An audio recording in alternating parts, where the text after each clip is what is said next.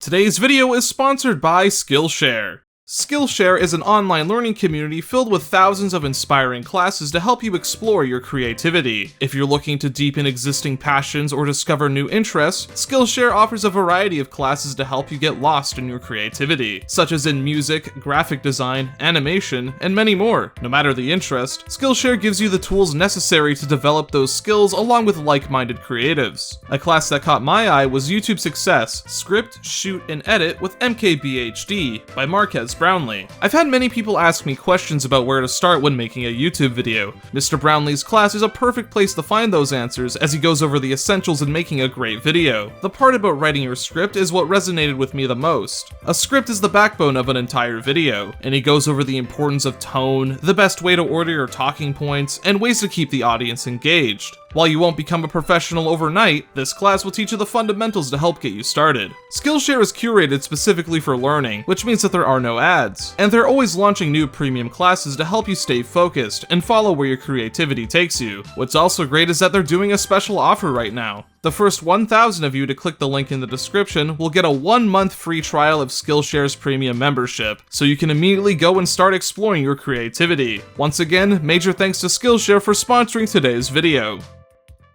So the last time we were here, I talked about what made Shin Megami Tensei Nocturne stand out amongst its peers. It was a great game in my opinion, and is what I consider to be the best mainline installment. However, due to the low sales of Nocturne, it wouldn't be until 2013 when we would finally get the next numbered installment. Shin Megami Tensei IV was released for the Nintendo 3DS, where it was met with high praise from both critics and fans alike. To this day, it's one of the most popular entries in the franchise, and was a lot of people's first exposure to mainline SMT, myself included. While I didn't play the game at launch, I picked it up not too long after my first playthrough of Persona 5 back in 2017. I remember really enjoying myself, and it acted as a gateway for me to experience the rest of what the series had to offer. But I will admit, it has been quite a few years since my last playthrough of this game, and with Shin Megami Tensei V just on the horizon, there's no better time than now to take another look at SMT IV and see if my thoughts have changed. There are going to be major spoilers throughout this video. I'm going to be discussing both the plots and the alignments in detail, so if you don't want to be spoiled, then click off the video now and come back once you've played the game yourself. With that out of the way, let's get started. Our story begins in the high fantasy setting known as the Eastern Kingdom of Mikado. We play as Flynn, a young man who's traveled with his childhood friend Isakar to Mikado Castle in hopes of becoming a samurai. Samurai are essentially demon hunters that are tasked with protecting the people of Mikado from anything that threatens it. Flynn ends up being chosen as a samurai much to Isakar's surprise, and is quickly introduced to the 4 other new members. There's the carefree and fellow lower class member Walter, the good-natured luxor Jonathan, the level-headed and compassionate Isabeau, and finally the stuck-up elitist Navarre. Flynn quickly becomes acquainted with his fellow samurai and is shown the ropes of his duties. However, as time goes on, some strange events start to occur that begin to shed more light on this setting. We learn that an unknown samurai in black armor has been going around Mikado and introducing people to this foreign concept known as literature. The people who read these books eventually transform into demons and begin to cause chaos. This ends up happening to the people of Flynn's hometown, including his friend Isakar. After seeing the damage the Black Samurai has done to Mikado, the monastery requests the samurai to travel to the depths of the dungeon Naruku and infiltrate the Black Samurai's territory and capture them. However, upon defeating the Minotaur and passing through Naruku, the curtain is finally pulled back. It's revealed that the land below Mikado is actually a post-apocalyptic Tokyo. While Flynn and the others are unfamiliar with this area, they won't let that get in the way of their mission to capture the Black Samurai.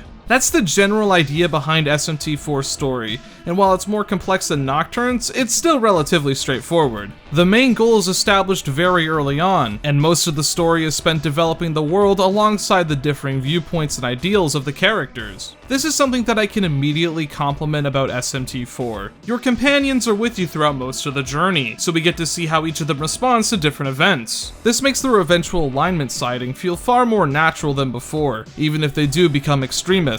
This is better than how Nocturne handled the characters' reasons. In that game, the Demi-Fiend would travel around the Vortex world on his own, only occasionally running into other humans. The game mostly just tells us that the characters changed instead of showing us the process of this happening. In SMT IV, we get to see firsthand how the characters developed through their discoveries. This is just a far more engaging and interesting way to do it than in Nocturne. Overall, I think that the opening to SMT IV does a pretty good job at not only introducing the player to the characters, but also providing some genuine intrigue. While at first, the Kingdom of Mikado may seem to be just another run-of-the-mill fantasy setting, but you'll slowly begin to realize that something just feels off. There's technology that doesn't match the time period. Modern day concepts and real world locations are introduced and the characters assume it's just fiction. The game leaves these breadcrumbs throughout the tutorial, and by the time you reach the bottom of Naruku, everything just clicks for the player. Additionally, this twist works better if you're a newcomer to the series. The apocalypse is something that's used a lot for mainline SMT games as the basis for the game's narratives. However, because you play as outsiders that have no idea what happened, it keeps the concept fresh. Discovering the truth behind the apocalypse and learning how people have adapted to the new world is a carrot that's dangled in front of the player for most of the runtime. Learning more about the world not only provides some much needed context, but it also helps shape your own outlook on the situation. At some point, you're going to have to decide where humanity should go next, and what steps you end up taking ultimately falls on how the player reacts to the events around them. However, I want to put a pin in this discussion for now and cover the main gameplay differences SMT IV brings to the table. Something worth mentioning about SMT IV is that it's the first mainline game in the series to not feature traditional random encounters. While exploring the many areas of Tokyo, you'll come across these pixelated blobs that represent enemy encounters. Much like the Persona games, your goal is to smack the enemy before it runs into you. By doing so, you not only have a higher chance of acting first, but you also deal a little bit of damage to all enemies before the battle starts. Since encounters are no longer random, the Istoma skill got a bit of a rework to match the new style. The basic idea of avoiding battles with lower level enemies is still present, but I find the way that it's handled to be a lot more annoying. Instead of just removing the encounters from the map, you still have to attack the enemy as if you were trying to fight it in order to avoid the battle. The problem is that if you miss the enemy and it runs into you, you still engage in combat regardless of what level they are. Enemies can be really fickle to hit sometimes, since they move around in irregular patterns to throw you off. Sometimes, demons can even surround you so you can't even hit them all before one attacks. I definitely prefer the way Istoma works in the older games, where encounters are just removed entirely. A way that Istoma's sword could have been improved is to just eliminate the need to time your strikes. On the overworld map, all you need to do is run into the enemy for it to disappear. This could have easily been implemented into the regular maps as well. I know that this might have seemed like a small rant, but it's something that's bothered me about this game since my first playthrough, and it's something I thought was worth mentioning. The general combat mechanics in SMT IV are a continuation of the press turn system featured in Nocturne. To give a brief reminder, the actions your party can take in a turn are represented by these icons on the top right of the screen. Whenever you land a critical hit or exploit the enemy's weakness, you'll only drain half of an icon. If you manage to play your cards right, you can get up to a maximum of 8 actions per turn. Another core aspect of the press turn system is the ability to pass turns of one party member to another. It costs half a turn icon to pass to another party member, but it opens up plenty of opportunity for on-the-fly decision making. If you've seen my Nocturne video, then you'll know that I think very highly of the way press turn was used in that game. Part of the reason as to why I think that is because it takes these simple ideas and manages to stretch them to their absolute limits. While the two games share a very similar battle system, SMT IV features a lot of tweaks and additions to make the experience feel unique. While I mostly do like what was added here, there are a couple things that I'm a bit more mixed on. I want to start off with the stuff that I really like first. Character customization has been completely reworked in SMT IV, and I quite like the new systems in place. Whenever Flynn levels up, you not only gain 5 stat points to distribute, but you also gain 10 app points. You then use these points to purchase new apps that act as upgrades for Flynn, his abilities, and his demons. These can range from the more simple apps, such as increasing the number of skills Flynn can have at once, and increasing the number of demons that can be held in your stock, to more interesting ones, such as upgrading your scout ability so that demons will come with more bonuses upon being recruited. The app system is a great idea because it allows for far more choice when it comes to character progression. Maybe I don't need the ability to analyze demons, and instead I want to focus on giving Flynn extra skill slots to play around with. I could buy Expand stock, but instead I'm going to save up my app points so I can buy the Skill Augment app. It's up to the player to decide what they want to prioritize when progressing through the game. It's not the deepest system in the world since most apps are something that you want to acquire eventually, but it helps distinguish my playthrough from another player's. However, this is only scratching the surface.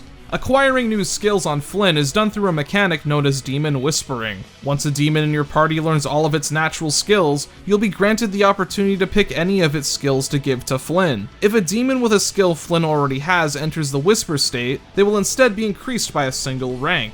Rankings increase the general effectiveness of a skill, along with reducing the SP cost. It isn't something that you need to worry about too much, but it helps to keep track of it. With a few exceptions, almost every skill in the game can be whispered onto Flynn, meaning that there are a lot of options for you to choose from. Because of the way this system works, you can actually relearn old skills if you end up not liking the changes that you made. This is much better than in Nocturne, where you only had one opportunity to learn a skill, meaning that you'd be locked out of a strategy if you happen to have ditched an old skill. Another great thing about this setup is that it encourages you to constantly recruit or fuse new demons, more so than the other titles. While the other games did encourage the same practice to an extent because of the way level ups and stack growths worked, the fact that getting Flynn's skills is tied directly to leveling up new demons is a great way to encourage first-time players to constantly gain new allies. Speaking of which, I should also quickly bring up how the new fusion system works. In previous games, you pick 2 demons in your party and are given a preview of what the result will be. It's an incredibly simple system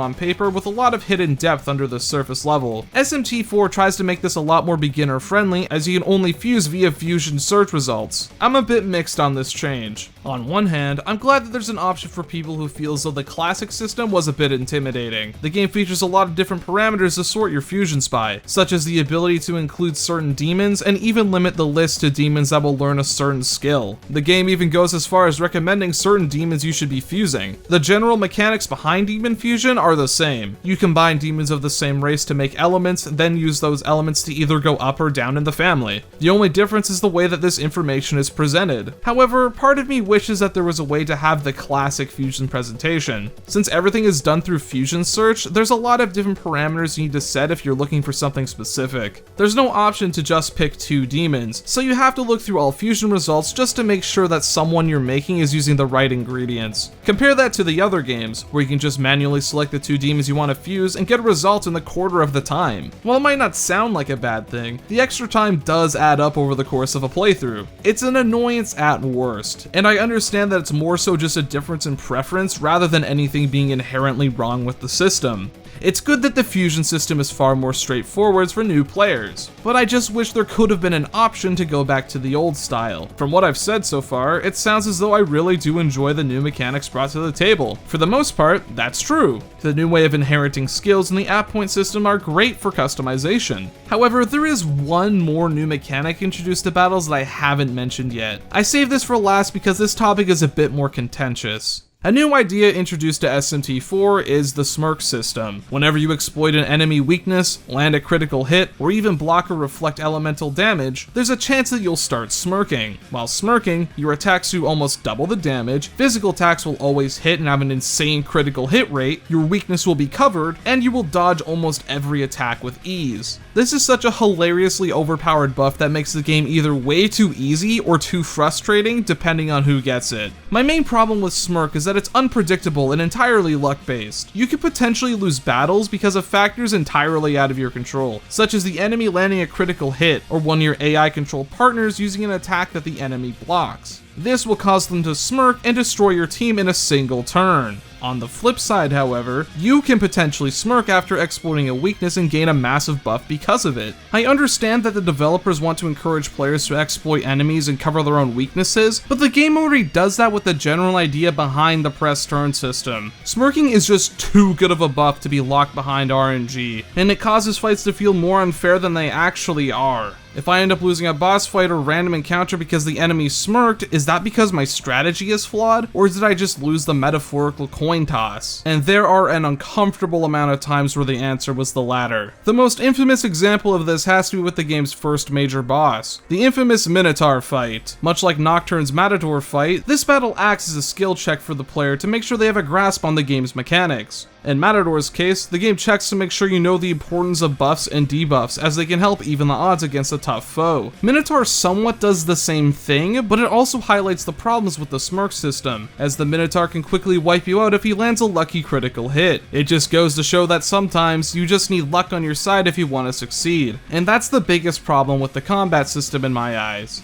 It's not enough to ruin the entire gameplay experience, but it feels as though smirking was introduced for the sole purpose of trying to innovate, rather than being a well thought out idea that adds to gameplay. SMT IV Apocalypse does improve a lot on the smirking system and makes it a far more fun and balanced mechanic, but in the original SMT IV, it definitely isn't for me. Don't get the wrong idea, I still do enjoy the combat of SMT IV. Mechanically speaking, it's very similar to Nocturne and has a lot of really good improvements. Buffs are a lot more balanced for starters, and character customization gives you a lot to play around with. I struggle to call the gameplay better than Nocturne's, however, since the smirking mechanic makes challenge very inconsistent at points. Of course, Nocturne has its own fair share of problems. I'm not going to pretend that Beast Eye is a balanced skill, but I'll take that any day over smirking. However, more often than not, the combat definitely shines through, and it's something that I still have a really good time with, trappings included. While the main combat system is important, another big aspect of SMT IV is the world itself, more so in atmosphere than level design.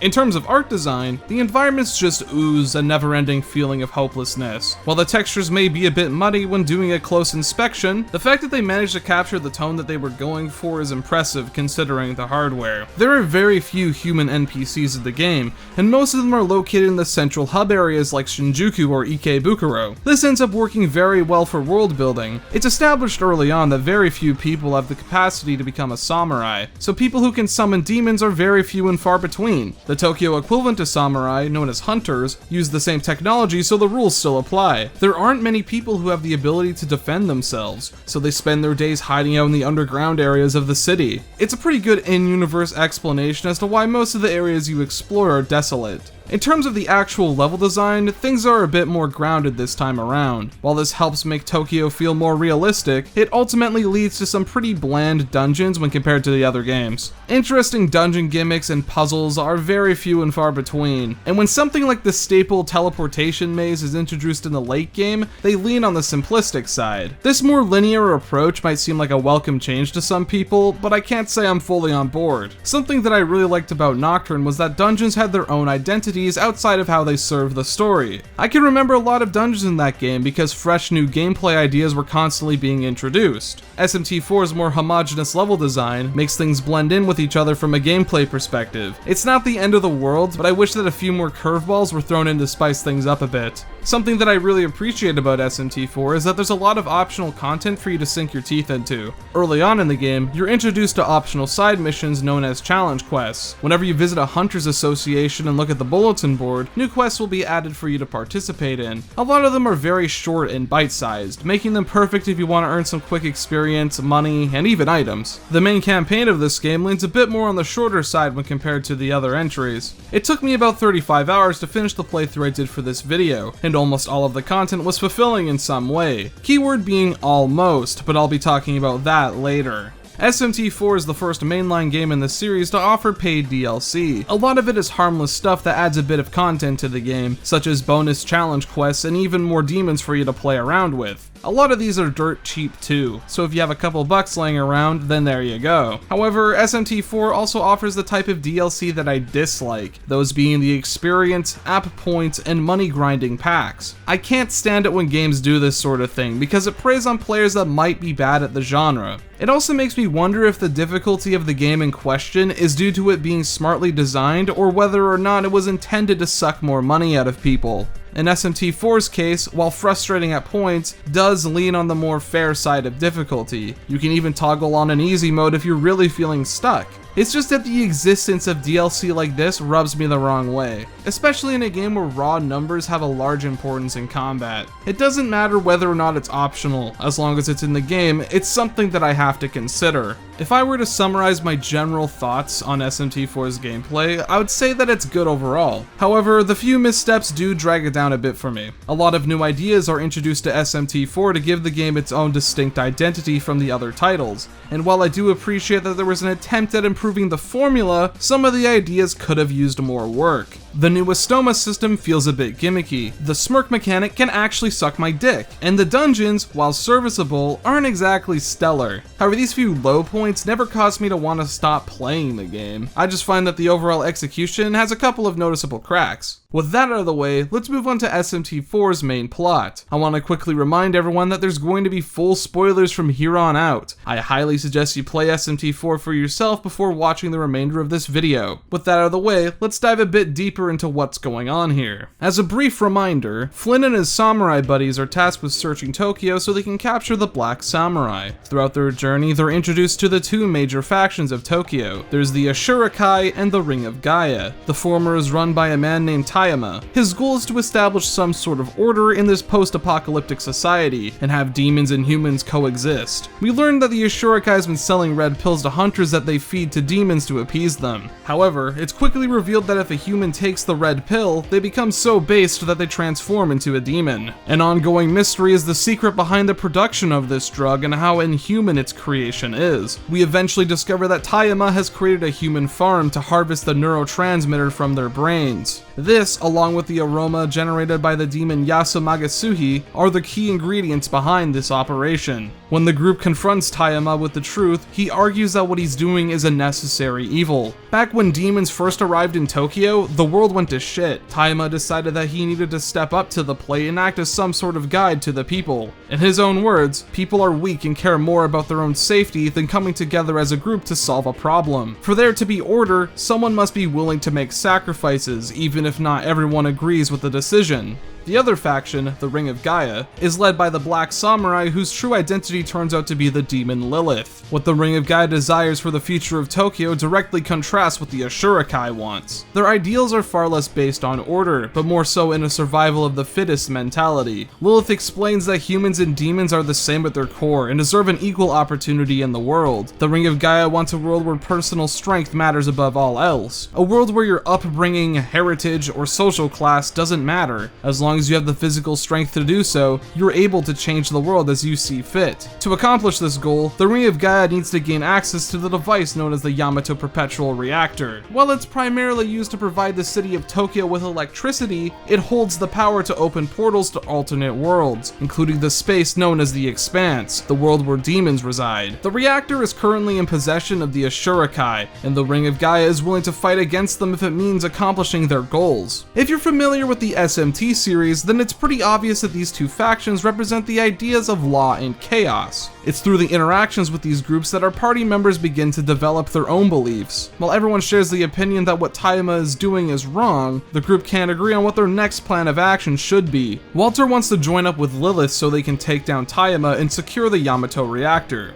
It's established during the first interaction with Lilith that her ideals and views heavily align with what Walter desires. Before his days as a samurai, Walter was considered a casualty. Think of it as Mikado's lower class, that's primarily made up of laborers. The lower class of Mikado is heavily discriminated against by the ones in power, and as a result, they live pretty miserable lives. Even when Walter becomes a samurai, his previous status of casualty follows him, as he still isn't fully treated as an equal by some of his peers. This is why Walter feels the way he does about Tayama's red pill operation. The concept of someone taking advantage of the lower class and using them as nothing more than a resource is something he's all too familiar with. That's why when he's given the opportunity to destroy the current world order and create a new one based not on classism, but instead built on the idea of personal strength above all else, he can't help but take it. While Walter wants to change the status quo, Jonathan desires to preserve it. Unlike Walter, Jonathan grew up as an upperclassman of Mikado. As a result, he was conditioned to be a loyal servant of those in power, and when he became a samurai, his sole duty was to do what's best for the people of his kingdom. This undying loyalty and refusal to question the orders of his superiors are what lead him to be in direct opposition of Walter. How Jonathan develops his mindset isn't as obvious as Walter, and a lot of it is left up to interpretation because it isn't explicitly highlighted. I always just assumed that it was a combination of his upbringing and how Mikado is already a very law-based society. But nevertheless, Jonathan feels as though it's their duty as samurai to kill Lilith to ensure that order triumphs over chaos. The law versus chaos debate is introduced in the story at the perfect time. At this point, we already spent a good amount of time with these characters. We got to constantly hear what they thought of the story's events and are some of the few friendly faces in Tokyo. This is why seeing them butt heads with each other before eventually clashing hashing over different ideals is so effective. Even though they aren't the most developed or fleshed out characters in the world, there was still enough time spent with this group to give the split up some weight to it. It also helps that to continue the story past this point, you have to side with either Jonathan or Walter. This is a big decision because it has a huge impact on your alignment. I guess I should explain how alignments work now then. There are a total of 4 different endings you can get. 3 of them are influenced by Flynn's current alignment when you reach a certain point in the game. The 4th one is a bit different, but I'll be getting into that later. Mechanically speaking, alignments are very simple. Throughout the journey, there will be many times where you're given dialogue options to choose from. Almost every choice you make will have some sort of effect on your alignment. Your ending is decided on what alignment you favored throughout the game. It's kind of obvious which choices correspond with what alignment, so getting either the Law or Chaos endings are pretty easy. However, getting the neutral ending in SMT IV isn't as simple as playing the centrist. To keep things concise, each choice has an integer dedicated to it, with Law choices having positive integers and Chaos choices having negative ones. To get the neutral ending, your alignment has to be between the numbers -8 and +8. This is actually a very small window, all things considered,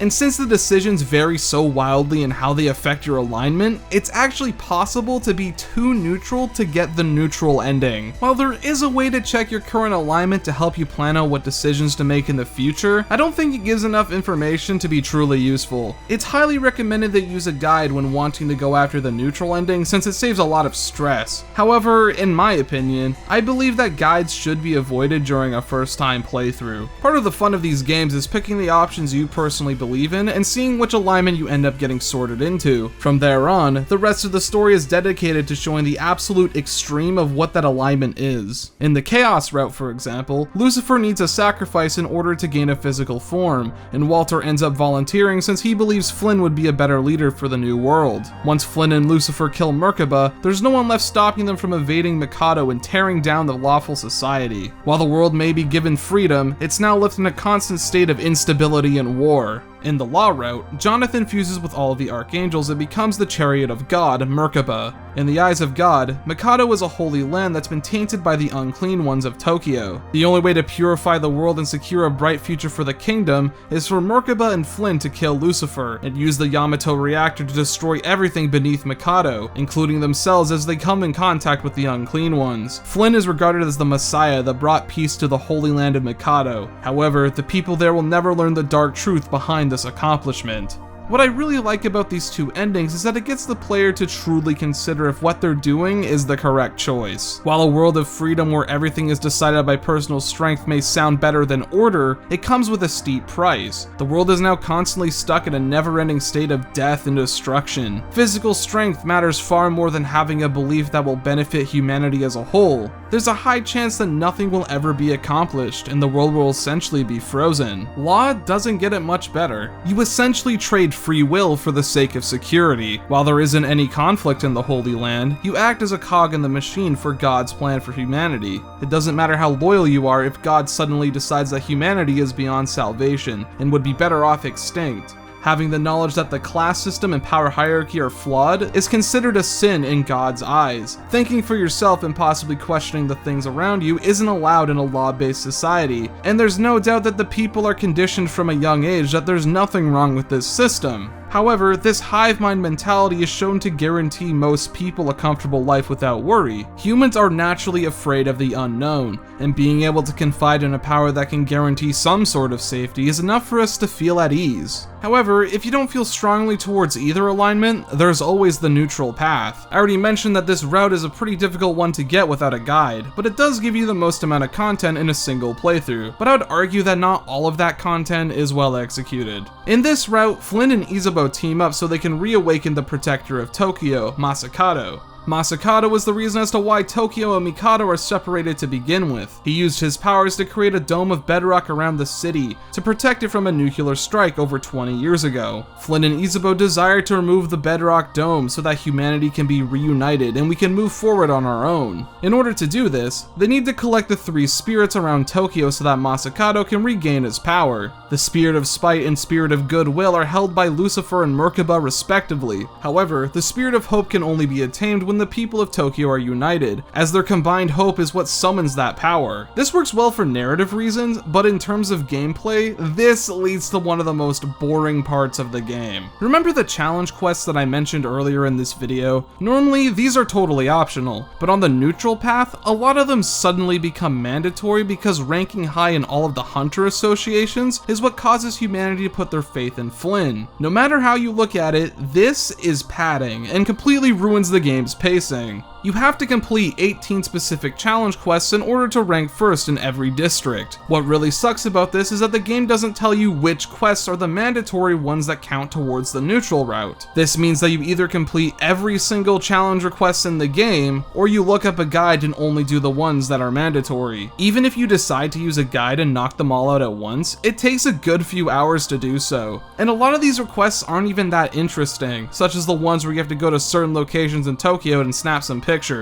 I get that the intention was to tie this story detail directly into gameplay, but the execution was misguided. Even if we got completely unique requests, I still think that the pacing issues would persist. Maybe if inspiring the people of Tokyo was done organically throughout the story, and having everyone unite at the start of the neutral route would have been better. The story portion of the neutral route is quite simple. Upon defeating both Merkaba and Lucifer, Flynn and Isabeau present the spirits to Masakato. After absorbing them, the ceiling above Tokyo begins to crumble and eventually shatters. Masakato regains his original form and resumes his duty as the city's protector. With the threat of law and chaos resolved, it's now up to the people of Tokyo to forge their own path and decide where humanity takes its next step. Neutral endings in SMT are often viewed as temporary solutions to much greater problems. People are inherently flawed. We can be selfish, violent, and even just plain terrible at points. But we always hold out hope that we can grow from our mistakes and eventually make genuine improvements to the world around us. So the question ultimately comes down to whether or not we should be the ones to steer the course of our own lives. But before I give my final thoughts, I want to quickly discuss the fourth ending as it has some very interesting implications. At a certain point in the story, Walter or Flynn will activate the Yamato reactor and be sucked into the Expanse. It's here when we're first contacted by these beings known as the White. They explain to us that trying to change the world is a futile effort, and we're only delaying the inevitable. In order to illustrate their point, they send the trio to alternate versions of Tokyo that have gone through the law and chaos paths. We get to see firsthand what outcomes our choices will have if we continue on certain paths. The philosophy behind the White is that no matter what actions you take, it'll eventually lead to a never-ending cycle of death and destruction. Siding with law, chaos, or neutral is ultimately meaningless, as any impact you make on the world will eventually be undone by someone with different beliefs. The battle between law and chaos is something that will never see a conclusion, and the White believe that the only way to put an end to it is to destroy everything. Using the Yamato reactor to cause a black hole that consumes the world is the only way to break the cycle. While that's true, I ultimately don't agree with this philosophy.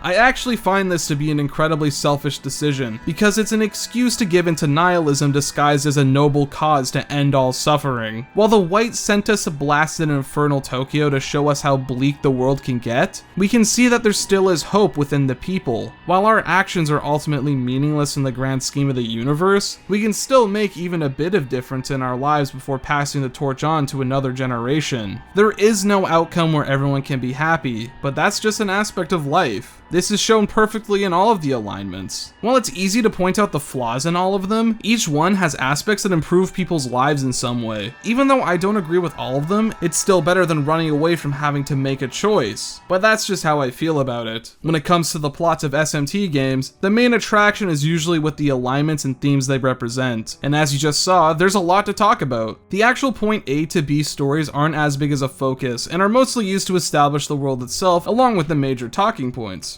Something that I appreciate about this entry in particular is that there's a lot more time given to the alignment reps, so that we not only understand how their worldview develops, but also so that there's more dramatic weight during the confrontations of these characters. As a return to form, SMT IV does play it a bit safe, since the general idea behind the alignments hasn't changed much, but it isn't distracting to me since it's executed very well. And that's all for SMT IV. Overall, I still think that this is a really good game. While I have a lot of criticisms, I can't say that any of them ever made me consider dropping a playthrough. In fact, with each passing run, I find myself appreciating the game more and more. However, I don't visit this entry that often because of the few aspects that I fundamentally disagree with, one of which is a major mechanic that's impossible to avoid. But I'd be an idiot if I let those flaws overshadow all the good qualities and new ideas brought to the table. At the end of the day, it's still mostly the same combat system that I love, with a brand new progression system that encourages a lot of experimentation. There's plenty of customization to play around with. The fusion system is just as deep as before, with one of, if not, the largest roster of demons in a Mega 10 game to date, and a solid story with some good characters and a lot of discussion to be had. It's easily one of the best titles on the 3DS. But the problem is that you can only play this on the 3DS. While emulation exists, I'd like to see an official way to play this game on modern hardware. A lot of work would have to go into the game to make it playable on a single screen, and the visuals would definitely need to be cleaned up. So I can't see this happening anytime soon, if not ever. But if it does happen, then I know I'd definitely jump on it, assuming that the quality of the port matches the price. Of course, this isn't going to be the last time we talk about SMT IV on this channel. A few years after the release of the original title, the game received a direct sequel in the form of Shin Megami Tensei IV Apocalypse, which is easily one of the most divisive games in the entire Mega 10 franchise. But that's a story for another day.